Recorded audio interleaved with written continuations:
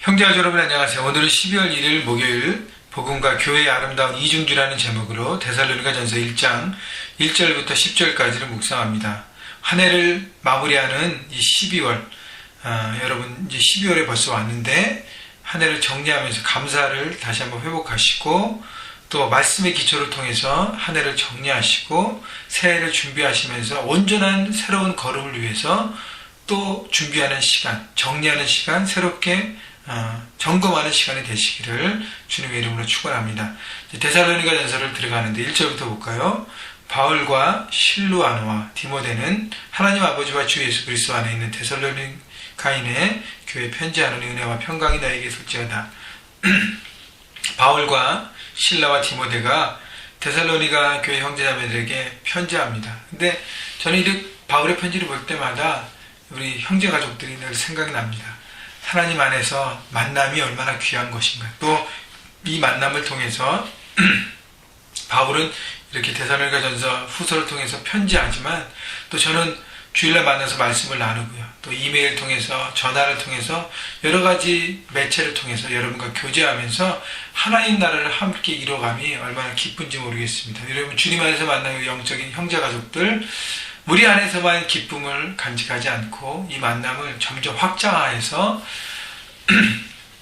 복음이 필요하고 영적인 새로운 생명이 필요한 모든 사람들에게 나누면서 함께 하나님의 사랑을 누리기를 주님의 이름으로 축원합니다. 2절 우리가 너희 모두로 말미암아 항상 하나님께 감사하며 기도할 때 너희를 기억함은 자 바울이 데살로니가 형제자매들이 기억하는 부분들을 칭찬을 얘기합니다. 3절과 4절 너희 믿음의 역사와 사랑의 수고와 우리 주 예수 그리스도에 대한 소망의 인내를 우리 하나님 아버지 앞에서 끊임없이 기억하미니 하나님의 사랑하심을 받은 형제들아 너희를 택하심을 아노라.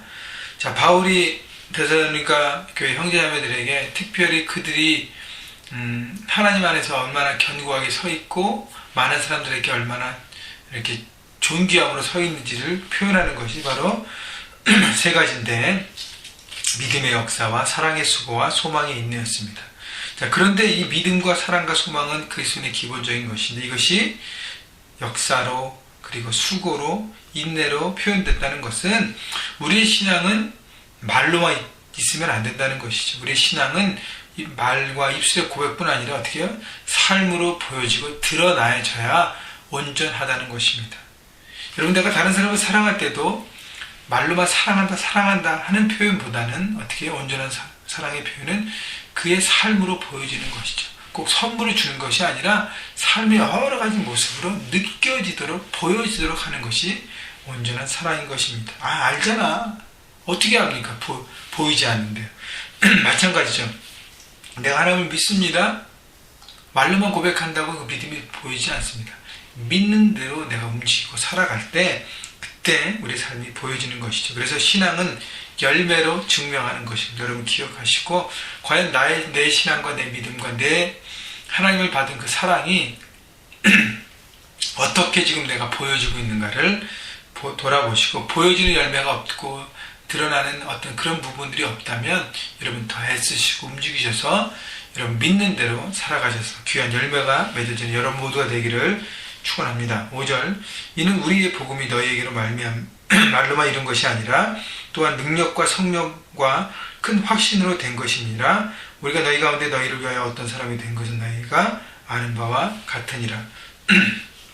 바울이 얘기하는 것은 내가 너희들에게 말로만 복음을 전하지 않고 삶으로 보였다라고 자신 있게 얘기하는 것입니다. 그래서 그들이 말로만 복음을 들은 것이 아니라 그들의 삶의 부분과 그들이 바울과 그 선교팀이 움직였던 모든 것과 곳곳에 일어났던 일들 그들의 삶을 어떻게 하나님 앞에 헌신하고 드렸는가 또 바울이 예수 그리스도를 만나기 전과 후의 삶도 간증하지 않았겠습니까? 그 모든 것을 바라보면서 복음의 능력으로 그들에게 임했다는 것이죠. 그래서 데살로니가 성도들이 그 복음의 능력을 받아들이고 그들도 복음 안에서 그 능력을 품고 믿는 대로 살아갔다는 것입니다. 어떻게 살아갔나요? 6절 또 너희는 많은 환난 가운데서 성령의 기쁨으로 말씀을 받아 우리와 주를 본받는 자가 되었다. 우리와 주를 본받는 자가 되었다. 그들도 인생의 많은 문제들 가운데 어려운 가운데 포기하지 않고 고난을 돌파했던 바울처럼 예수 그리스도의 모습처럼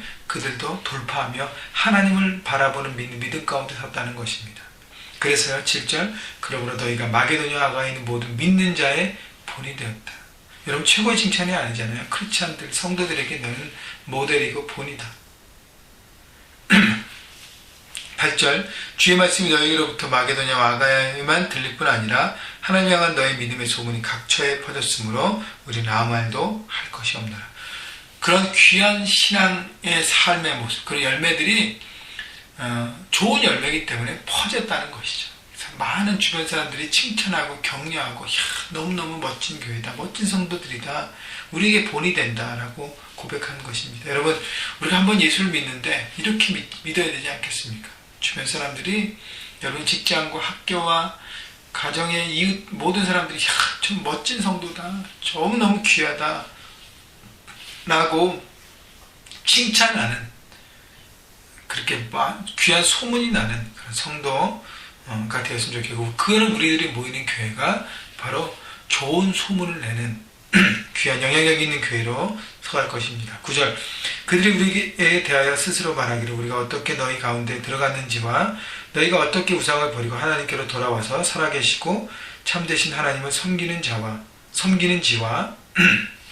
또 죽은 자들 가운데서 다시 살리신 그의 아들이 하늘로부터 강림하실 것을 너희가 어떻게 기다린지를 말하니 이는 장래에 노하심에서 우리를 건지시는 예수시니라. 예수님을 통해서 그들이 어떻게 과거를 버리고 새롭게 하나님 앞에 나왔는지, 또 바울과 팀들이 어떻게 와서 복음을 전한지를 다 듣고 복음 안에 불타는 교회로 서갔다는 것입니다. 그리고 주님의 오심을 바라보는, 영원한 하나님 나라를 바라보는 귀한 신앙의 삶을 살았다는 것입니다. 여러분 오늘 우리에게 필요한 것은 이런 복음을 받아들이고 우리가 변화된 삶으로 삶의 현장에 살아가면서 귀한 소문을 내야 되고요.